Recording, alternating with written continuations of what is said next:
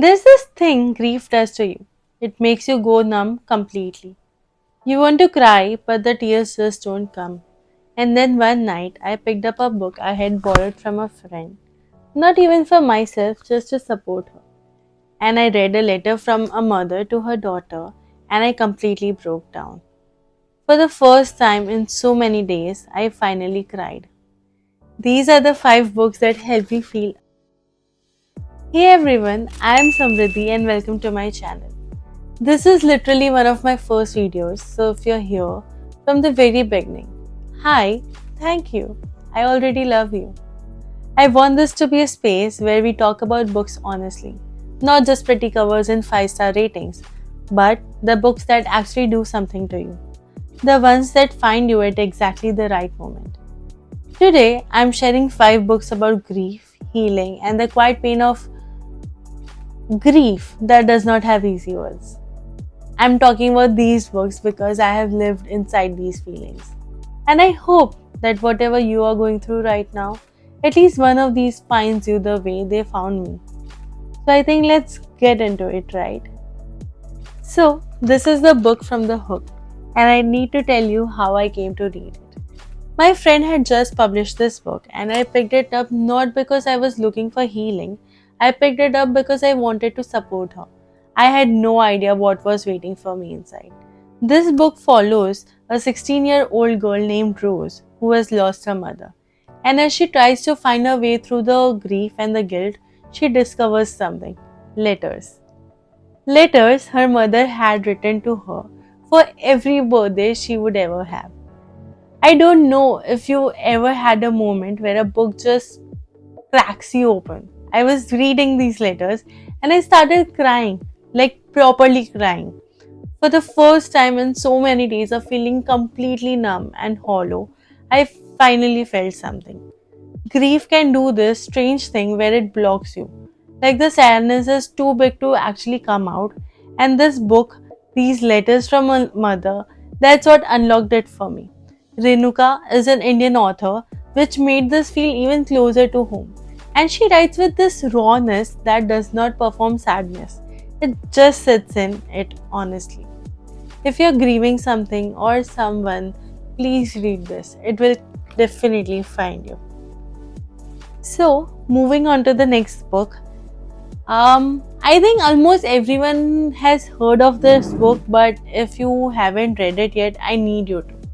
It's a very true story of Mitch Albom, a journalist who reconnects with his old professor, Maury, after learning that Maury is dying of ALS. So, yes, you guessed it right. It is Tuesdays with Maury. Every Tuesday they met, and Maury, even as his body is slowly giving up, teaches Mitch about love, about regret, and about what we actually owe each other. What hit me the hardest is this idea that runs through the whole book. We don't learn how to live until we are forced to face death, and that's such a devastating truth, right? When you're grieving, you think so much about what you did not say, what you did not do, the calls you kept putting off. This book made me want to stop postponing love, to say the things while people are still here to hear them. It's short, it's gentle, and it will change you quietly without you even realizing it's happening. 2 Mitch Albom books in a row, but I stand by it completely. This one is a fiction, but it feels like the truth. 5 people you meet in heaven.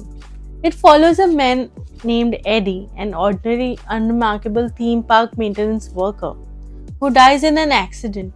And in heaven, he meets 5 people whose lives were connected to his in ways he never knew when he was alive. The whole point of this book is this: no life is small.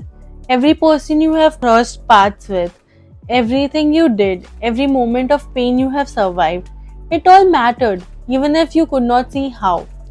When you actually lose someone, one of the cruelest parts of grief is the feeling of randomness. Like things just happen for no reason to no purpose. Like the universe is indifferent. This book offers something different. Not a false promise, but a possibility. A beautiful human possibility that connection runs deeper than we can see.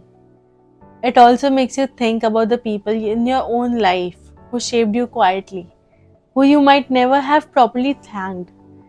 So, pause this right here. Go thank the people you think have shaped your life, and I'm pretty sure you would be so happy about it in the coming years.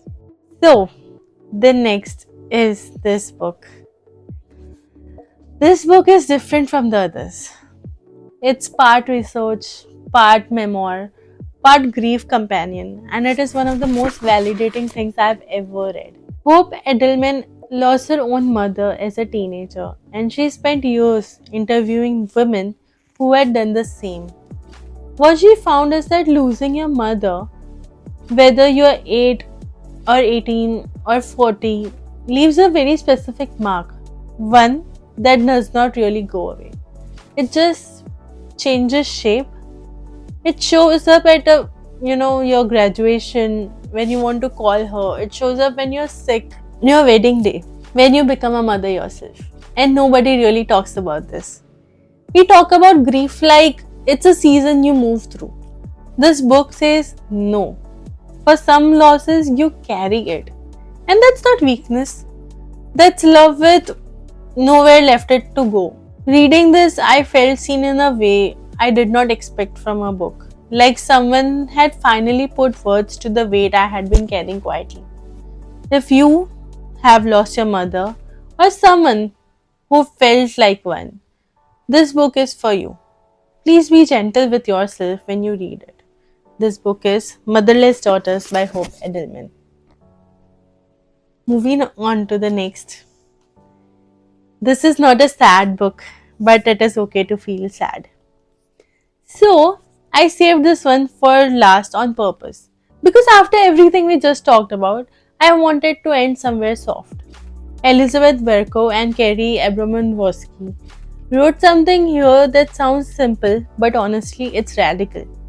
The whole book gives you the permission to feel sad without having to justify it, fix it, or hide it from anyone. It does not dramatize grief. It does not tell you how to heal in 5 steps. It just says, whatever you're feeling right now, it's okay. And I think we don't hear that enough. We live in a world that constantly wants us to bounce back, stay positive, perform being okay, and sometimes you're just not okay. And that should not be something we have to apologize for. This book is like a hand on your shoulder and someone sitting with you in the dark without trying to turn on the lights before you are ready. So, keep it close. Give it to someone who is hurting, or just give it to yourself. So, these were the 5 books that found me during some of the hardest, quietest moments of my life. And I hope at least one of them finds you too. If you have read any of these, or if you have a book that helped you survive something heavy, please share it in the comments below. And I genuinely want to know. This is only the beginning of this channel. I'm going to keep showing up here because with books that actually matter. So, if that sounds like something you want, subscribe. I'd love to have you from, very beginning. Take care of yourselves, really. I'll see you in the next one. I'm Samriddhi Bhagat, signing off.